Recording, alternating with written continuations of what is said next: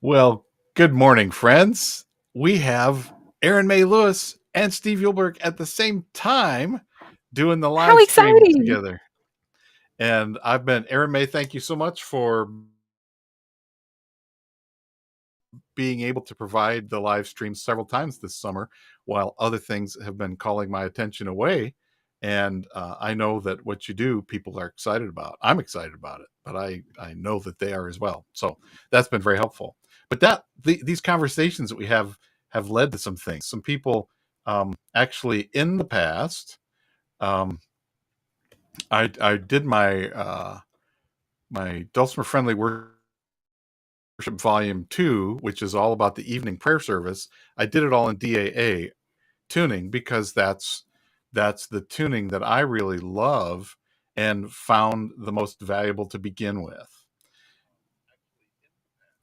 And I got to turn out. There we go. Okay. And I would lead the services. People would and play along and stuff. And then people started wanting to buy it. And then they would send it back to me because it was not in the right tuning, because they were people who preferred DAD. And I thought, well, that's kind of silly. There's two of the three strings are the exact same pitches. I didn't understand why that was such a barrier for them. And in the meantime, of course, the dulcimer world, thanks to David Schnaufer and others, has moved toward DAD being a very popular tuning, and the scale tipping in the direction of that. And then people wondering why they can't play noter style on the melody string and things like that, which are some of the things that DAA can do without leaving the melody string or going up extra high. Yep. But one of the things that we have delighted in doing is playing different tunings at the same time together. Of course, it's something that can happen, but why is that, Aaron May? Why does this work? Well, the drone strings are the same. And when the drone strings are in the same, you're playing in the same kind of key.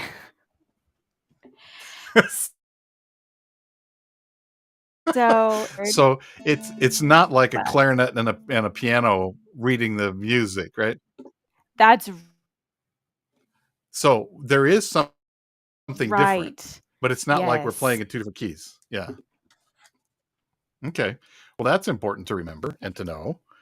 So if I'm going to play, It is. I've got this tune that we've talked about, and Holy Manna is one of those tunes that has the notes that start below Do.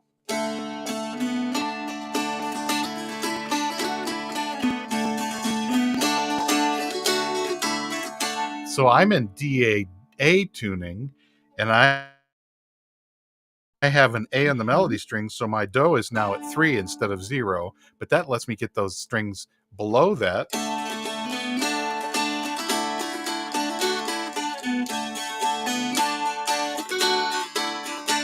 And that's the line that happens 3 times in this song, twice at the beginning, once at the end.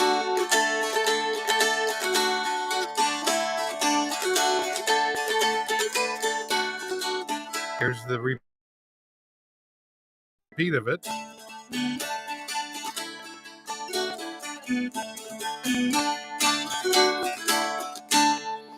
So when I'm playing 003, I'm actually playing something that sounds very familiar on your instrument, right, Aaron May?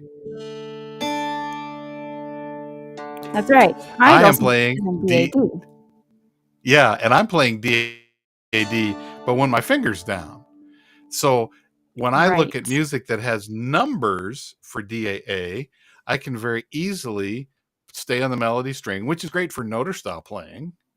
And I can just play up and down. If I grab my noter, I could do that.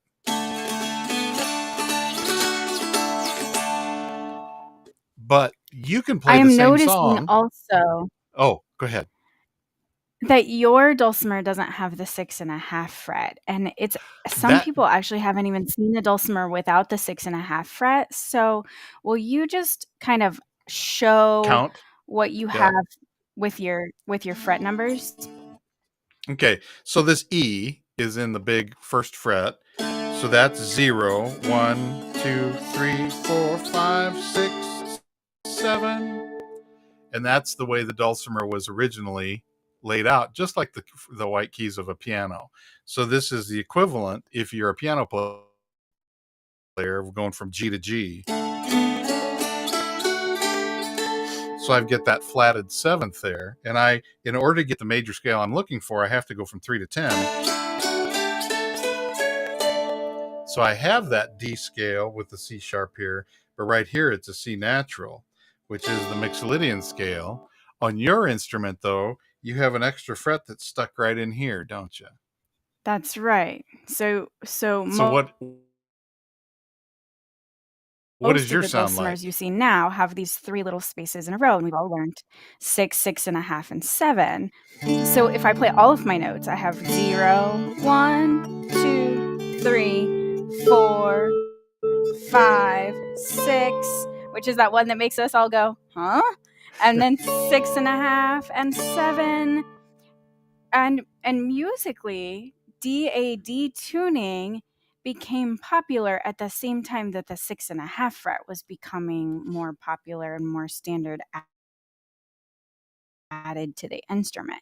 And so the DAA tuning gives you the key of D major and makes that available to you without an extra fret. And so I think it's important to sort of like it's living ethnomusicology. How did this change? It changed because we changed the instrument. When we changed the fretboard of the instrument, the tuning also changed. Right, and that's I started playing before that time. It had begun, but it was not where I was, and I was also not where other dulcimer players were, and just like you, Yeah, I can relate.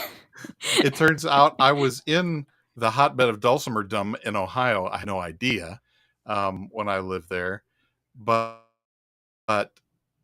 this is a folk roots kit back in the early days of folk roots before it went to Connecticut, when it was out on the West Coast with Capritoris dulcimers in Felton, down by Santa Cruz, where Neil Hellman is, and the Rugg brothers, and all that community of people there. And this is the way instruments were built. And Neil knew this because of Ed Presnell from North Carolina, is how he got his first instrument. And so it's this coastal transition. We often think of things being just in our hill and holler, and no, it's that plus everybody traveling back and forth all the time. Humans just don't Right. stay put, Yep. and We don't stay we put. it's not in our it's and it's not in our interest to imagine that that's the way things are or once were. Yes. Agreed. Uh-huh. But because it's and so here's So my point: humans don't stay put. oh, go ahead. Dulcimers don't stay put either. We retune for We that do, reason. we retune. So that's why the dulcimer pledge So is, I am flexible, I'm versatile, I can retune. that's Go ahead right. and say what you're going to say. And I will say that retuning was really intimidating to me when I was learning, and part of that was not understanding how it all really works, and so, am I going the right direction? Am I actually on the right note? I had a tuner, so I was learning just at the place in technology where we had standalone tuners. And so we had this big ol' it was like, a block of a tuner that you could sit in front of your instrument, and it had blinky lights, and it would blink the note that you were on. But sometimes that tuner would actually blink the wrong note because it would pick up the overtone instead, and I didn't know what it was supposed to sound like, and I didn't really have a strong enough ear to know if I was doing it right or not.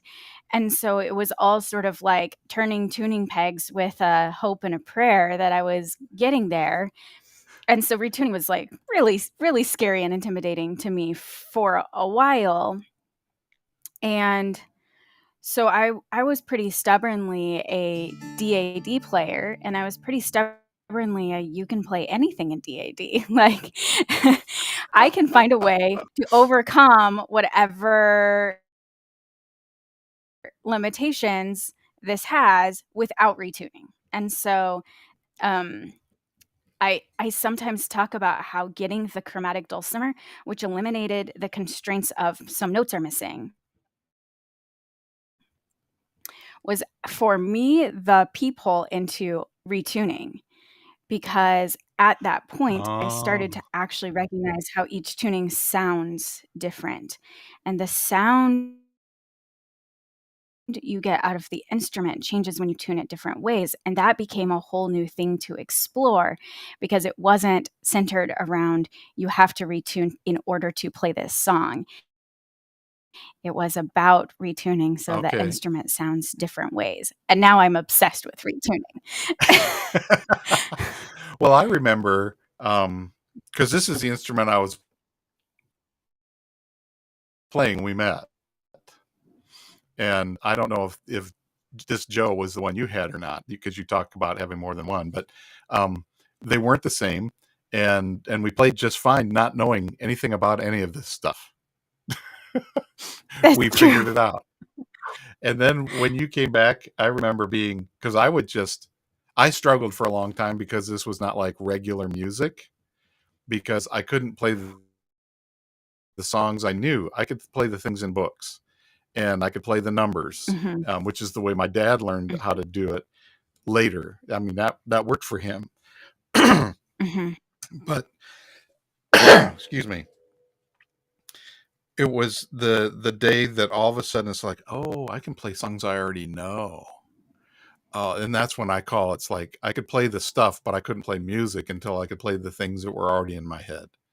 Uh-huh. And there is a misconception that there is a dulcimer repertoire, and I think people have been seeking to kind of helping everybody say, here's what a lot of dulcimer players play.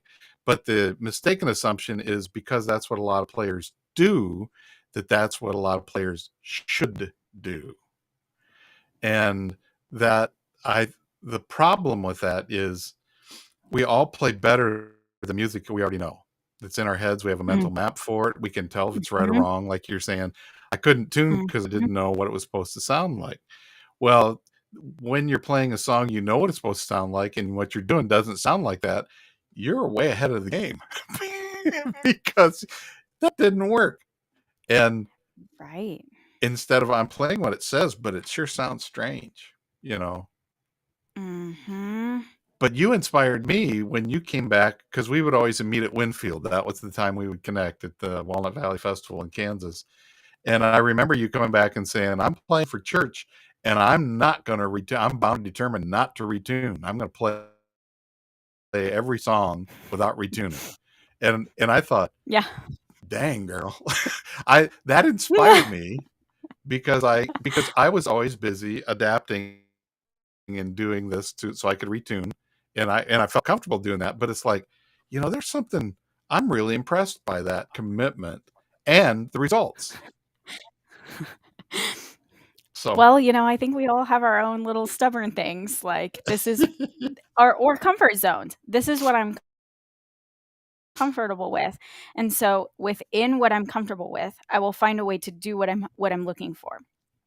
yeah. And right or wrong, like you find your own path forward that way when you say, this is what is going to work for me, and then I'm going to take that and extrapolate it out into the next thing. So, Well, and how many times yeah. have you taught a class where you're showing some people the way you do something, and somebody will say, raise their hand and say, but I do it this way.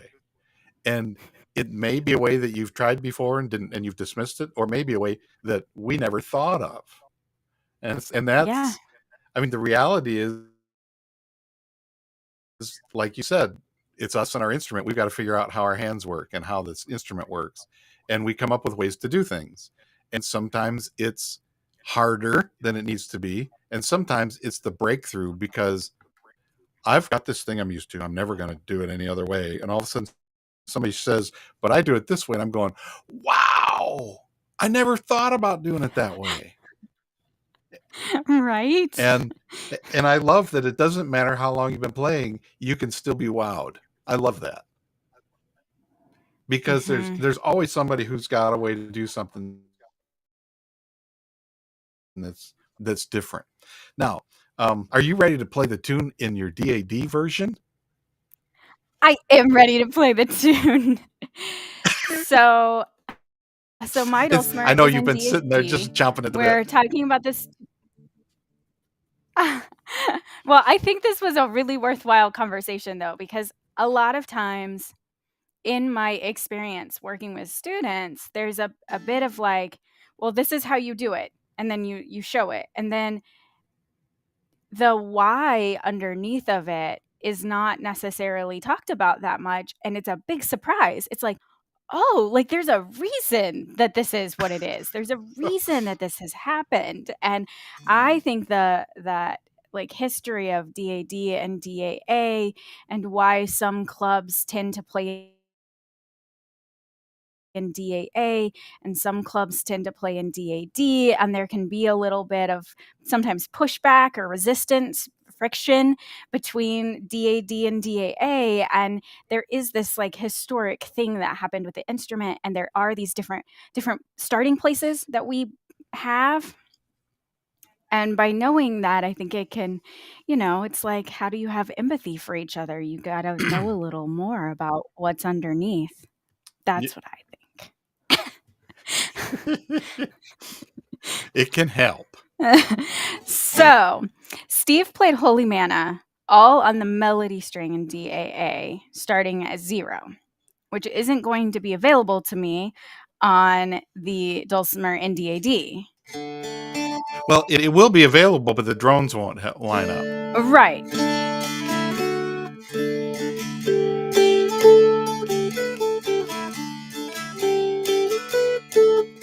I can play exactly the same fret numbers as Steve played, and it sounds like I'm doing it wrong. So if I want There's to a parable play right there. Holy Manna in DAD, I have 2 choices. I either have to play some of the notes on the middle string,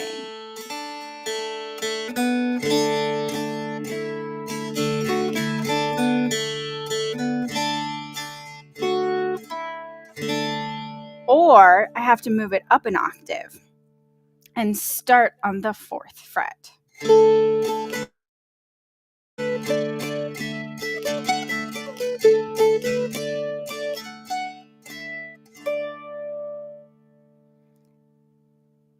So I can play in the same range, but I can't play it all in the melody string. Or I can play it an octave higher, and I have to start as high as the 4th fret to get the same notes, the same pitches that Steve's playing from 0 to that part goes only to 5 on the DAA dulcimer. And that takes a little math, right? A little math. Yep. But there's a third way that's even easier. If all you have is the music that's written in DAA, you can play those exact same numbers, but on the middle string. That's right.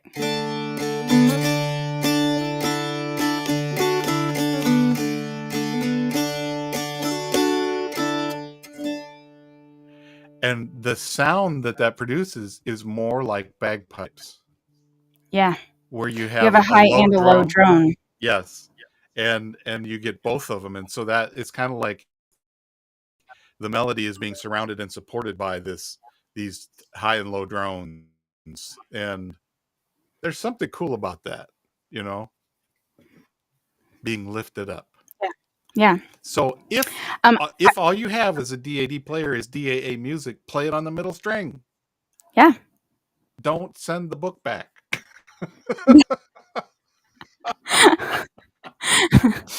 Steve and all the others who've written DAA books will be grateful. And yeah, and there are some collections like Stephen Seifert's Join the Jam collection. It has a DAD and a DAD version available.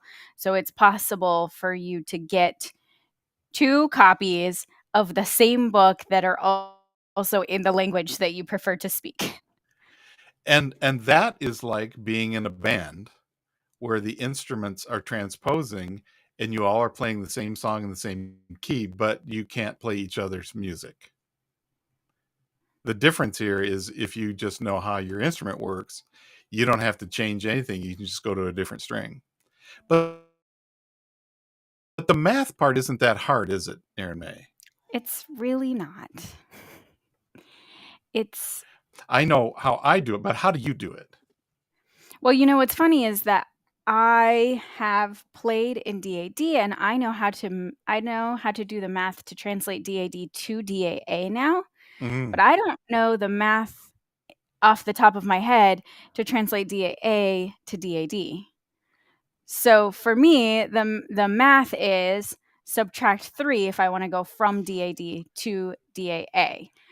So 2 plus 3 is 5. That's where you would find the note that I was playing at 2. And any notes that I was playing on the middle string are unchanged. Yes. So Okay. how do you do the math backwards? How do you get from DAA to DAD? Well, you just did it backwards, according to me. Oh,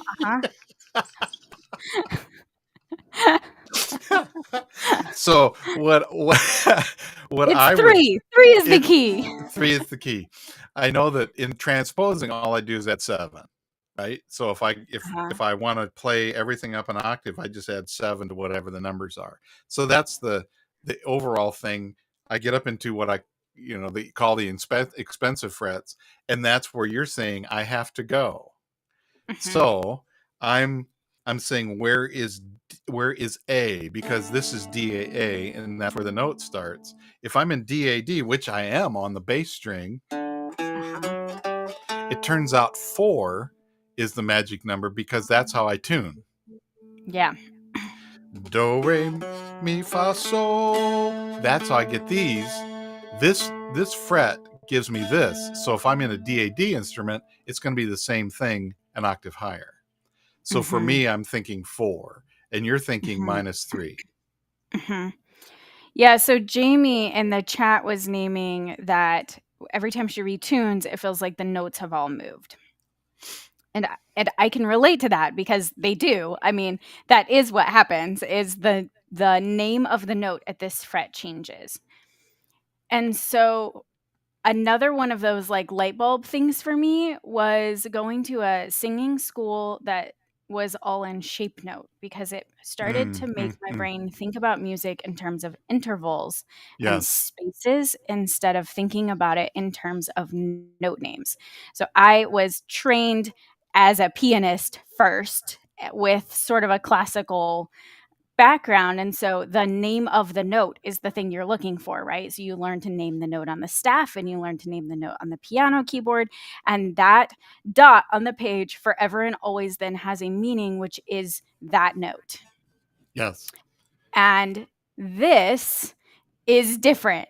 I think that that's a piece of the like I can't find music in this too, is like there isn't just a dot on the page, which always then translates to a place on the instrument, because there's an A note here, and an A note here, and an A note here, and an A note here, and an A note here. And now what does it mean when I see an A note on the page? And so when I started to realize that music moves by skips and steps, and I started to actually be able to identify those, when I retune, I don't think in terms of notes. I also don't think in terms of fret numbers. I tend to think in terms of like the do re mi kind of interval system of where am I trying to go and where is do in this tuning, Which is home. right where's And home. I think what you're So talking how would about is, you describe what it feels like retuning?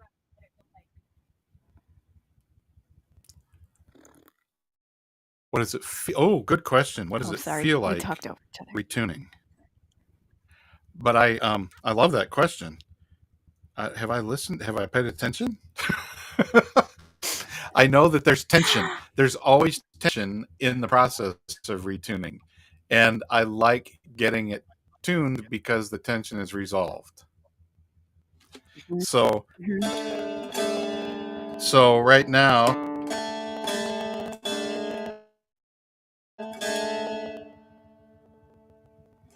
and the most tension is just before they're in tune. That's Right. the thing. It's like any kind of a change process. We think it should get easier the more we do it. It's never going to get easier, because the closer it is to being where you want it is when it feels the worst. I'm getting close, but I'm not there. I'm getting close. It's even worse. I should stop and leave, right? Because it's getting worse. Or I should hold on until I get the sigh, right? And that's what, when piano tuners are tuning by beats, that's what they're doing. They've isolated with Mhm. pieces of felt, so everything, that question about the tuner blinking the wrong thing by hearing the overtones, they've isolated those, and now they're tuning things next to each other, and when they're not in tune, they beat. You can feel this Uh-huh. pulsing, and the closer they get to each other, the beating is even more pronounced until they line up and they stop beating, and it's like So for me, tuning feels like a relief. It's a sigh. It's a yes, I'm there kind of a. It is for me. It's like go. It's coming home when I tune, and when I change to a different tuning, it's like oh, this is my other home.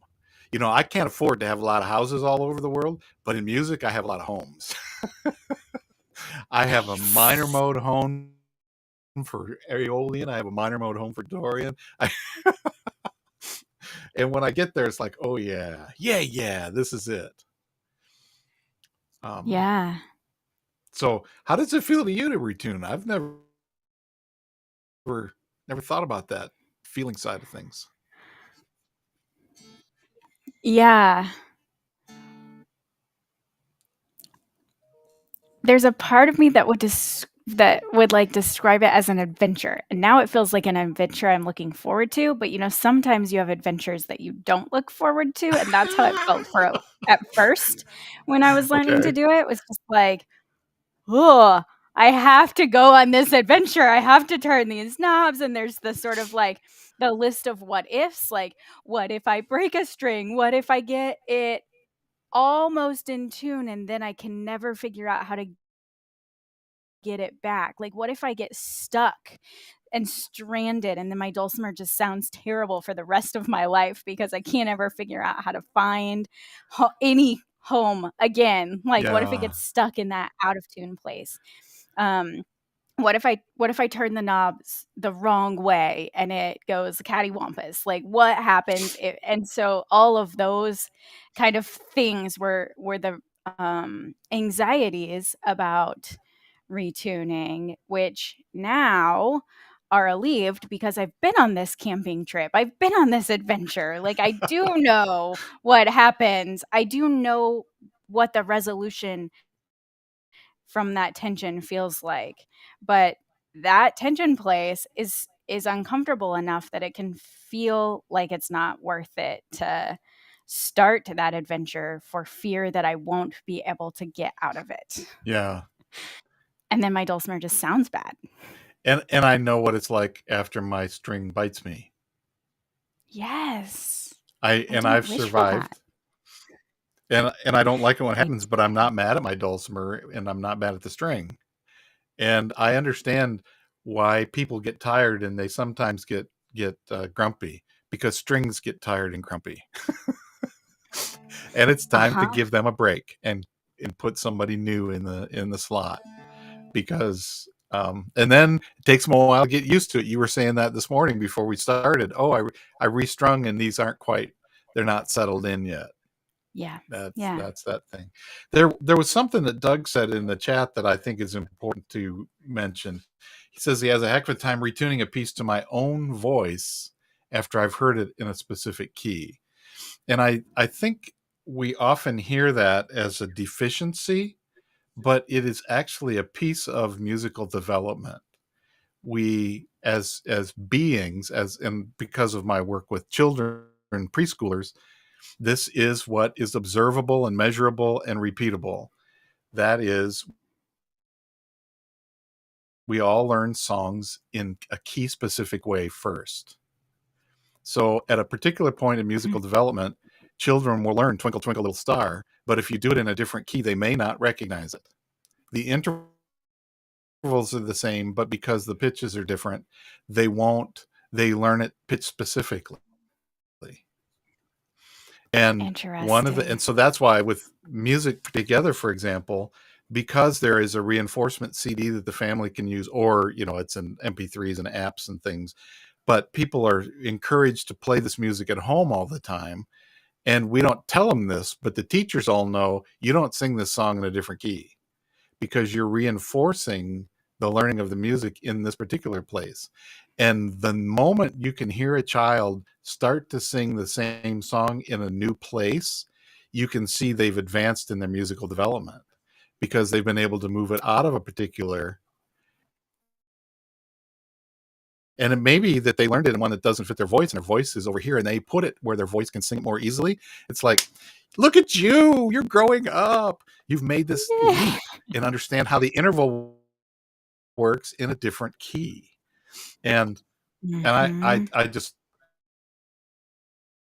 I love that. And it's not a deficiency when we learn something pitch specifically. And then, Doug's saying, okay, I learned it in that pitch. It was an awful one for my voice. How do I change it? Which is actually the dulcimer world of I build it and I hoo into the hole. I make the dulcimer sound fine to itself. It may or may not match my voice. And then what am I going to do? Am I going to retune it so that it matches my voice for this particular song? Am I going to buy a new one? You think I could leave in that key?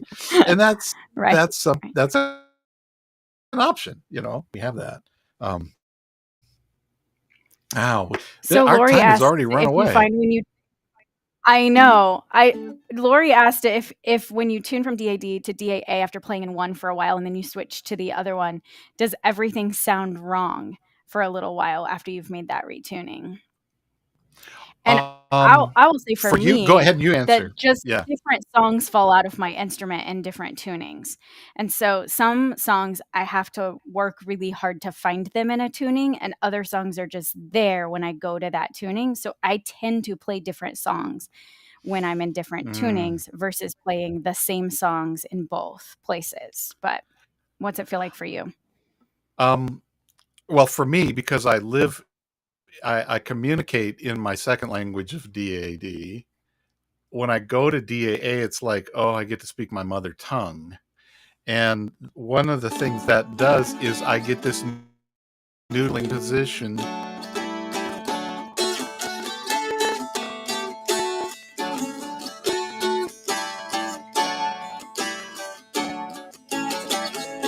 African national anthem, Nkosi Elei Africa. There's this harmony right here that always is present. And the harmony is following the melody below, while my thumb, which is closer to the bridge, which is hot means higher, it makes sense visually. But I call that a noodling position. I after that learned that there are noodling positions in DAD which don't look the same because you're reversing your finger the other direction, but they're still there. Right. And so yeah, and it's a tight thing. And in fact, when you start doing that reverse noodling position, like if you do reverse slant chords, you get the tightness that DAA already has built into it. So I have right now the chord is as close as it can be. I've got the third, the fifth, and the root. They can't get any closer than that. And when you do the same thing and just play your D chord, you're getting something that's stretched out with all these things, and I'm getting it as tight as possible. They're the same chord name, it's the same note names, but the timbre of the sound is different because of how compressed or how stretched out they are. It's like you're making taffy, and when you pull out this, it's taffy, and when you push it together, it's taffy, and you pull it out, it's taffy, and you push it together, it's taffy. But it's different in both places. Yeah. So I think what for the answer from me for Lori is when I think my instrument is in a tuning and I start playing what I expect it to be, that's when it feels wrong. And when I go, what isn't working? This doesn't sound right. And then I'll go, Oh yeah, we're in DAD, DAA. Okay, yeah, I thought I was in DAD. Then I go, oh yeah, and so there are those hiccups. Yep. That's but hiccups don't last forever so far. I mean, there might be some people that have terminal hiccups, but um, holding your breath and being frightened and drinking water upside down, all the ways that we deal with that. Hiccups in music are just hiccups. Oh well, this is a preview, isn't it, Aaron May? Yeah, it is. For a thing that we are imagining. We're planning to put a masterclass together in January where this is what we do. We talk about these things playing together, and we'll when we're ready to publicize that, we will do it. But it's something that we're working on. Um, it's more harmony in the dulcimer world. Yes. That'll be great. That'll be really fun. Let's see what's coming up. Oh, the Southern California Dulcimer Heritage group is this is their week long or month long dulcimer things, and the 17th is Hammer Dulcimer Workshops. The 24th is Mountain Dulcimer Workshop, a whole day of Mountain Dulcimer Workshops. There's concerts. Stephen Ruth Smith from North Carolina are going to be there playing mountain or hammer dulcimer and guitar. Patty Amelot and Brenda Hunter are going to be doing their Flutterby duets on hammer dulcimer, and you don't get to hear that very often. Yeah, Laura says I feel like I had to change religions. Exactly. When were you baptized and how much water was there? I'm signed up to go to the Mountain Dulcimer Day because they've got some people talking about things that I haven't been able to explore a lot as a person in Kansas. They really brought in a lot of the sort of traditional West Coast players, so I'm excited for their. That's right. Cynthia Smith's going to be a part of it this year. Yeah, long time West Coast person. Yeah, and Leo Kretzner, who just had an article about 4 equidistant strings in DPN. That's so exciting. So the other thing that's happening this month is the National Mountain and Hammer Dulcimer Contest. That all happens in about a week, and those take place in my backyard. And if you want to come this weekend to your backyard. Yep, this weekend on Saturday in Winfield, there's a free all-day Mountain Dulcimer, Hammer Dulcimer, and other acoustic instruments. There are workshops. Dwayne Porterfield is teaching Mountain Dulcimer, and Linda Thomas is teaching Hammer Dulcimer for us. We just meet in the park in Winfield, and everything is totally free, and you can come and go throughout the day. But that is also happening in Winfield on Saturday. And it's an island park. You don't think about islands in Kansas, do you?